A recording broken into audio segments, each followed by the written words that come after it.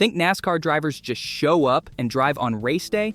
I'm spilling the secret sponsors don't want you to know. The real lives of drivers that happen before the engines even start. How corporate control is stripping personality and talent out of the sport. And why NASCAR legend Denny Hamlin is calling out today's drivers to take a stand before it's too late. We will talk about all the inside information NASCAR and sponsors desperately want to hide. Let's start. We all picture drivers rolling up to the track, hopping in their rides and speeding off to glory. But it turns out race day involves a whole lot more than just driving, most of it directly tied to obligations and control handed down by sponsors. Sure, sponsors fork out big money, to the tune of tens of millions of dollars to fund these teams. But with big money comes big expectations for access to drivers, whether they like it or not. Dave Alpern, president of Joe Gibbs Racing, one of the biggest teams in NASCAR, broke down exactly what a driver's race day schedule looks like.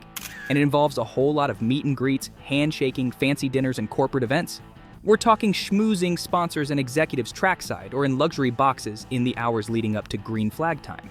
Drivers also attend meetings with teammates, coaches, and crew chiefs as part of race prep. But the priorities on race day center around dollars first and driving second. Sponsors pay to play, which means drivers play by their rules. Drivers depend on sponsors, and in return, sponsors depend on drivers to be walking billboards for their brands. The unfortunate result, however, are restrictions on what drivers can and can't do or say. Their identity, their voice, their authenticity gets controlled by sponsor expectations, and for superstar veterans like Denny Hamlin, he's fed up with the lack of independence and outspoken voices in today's era of racing. Denny Hamlin blasted the excessive control and influence sponsors have over drivers these days, saying, "It drives me crazy, no one else has got the balls, to be honest." He called on more drivers to take a stand for themselves, even if it means rocking the boat. Why? Because Hamlin believes overbearing sponsors severely limit driver reach, stunt personality growth, and prevent the sport from building household names and stars. He pointed out there's absolutely no shortage of talent on the track right now with people like Kyle Larson, Tyler Reddick, and Chase Briscoe. But according to Denny Hamlin, none of them will reach legend status like Earnhardt Sr. or Tony Stewart without more independence off the track. Of course, that's exactly what sponsors seem dead set against. Everything comes full circle back to the core issue Denny Hamlin described. Sponsors exert way too much influence over drivers, teams, and the sport itself. Corporate dollars continue flooding in, accompanied by shorter leashes for drivers to abide by strict branding rules. It severely limits driver reach, personality, and connection with fans when names like Kyle Larson can't speak freely at the risk of losing sponsor money. And best believe those sponsors crack the whip hard if a driver goes off script, threatening to pull funding. The sport desperately lacks authenticity and edge as a result, and fans are starting to lose interest without genuine outspoken personalities that drew them in during racing's heyday in the 90s and 2000s. So what does the future hold for NASCAR and its drivers stuck playing by sponsor rules? The good news is that Denny Hamlin envisions a breaking point where drivers band together to demand more freedom and power from their corporate overlords.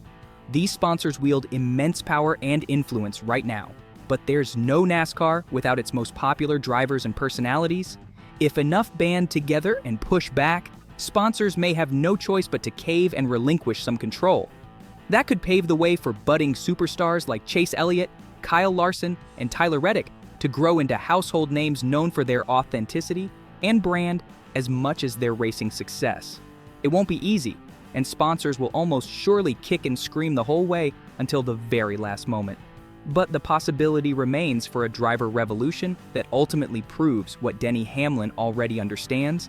The power lies with the talent behind the wheel, not just the corporate logos.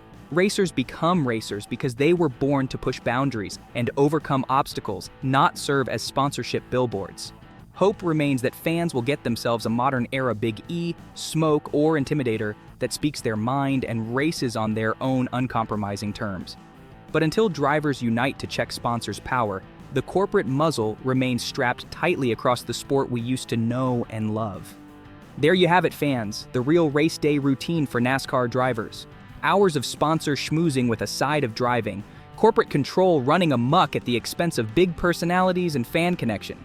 But could a driver revolution be brewing thanks to veterans like Denny Hamlin speaking some much-needed truth? Sure, sponsors wield big power, but without talent behind the wheel, there is no NASCAR. Now I want to hear from you. Should drivers push back harder for more independence? Or do sponsors deserve to call the shots after funding these multi-million-dollar operations? Let me know what you think in the comments. And don't forget to like and subscribe for more videos. Thanks for watching.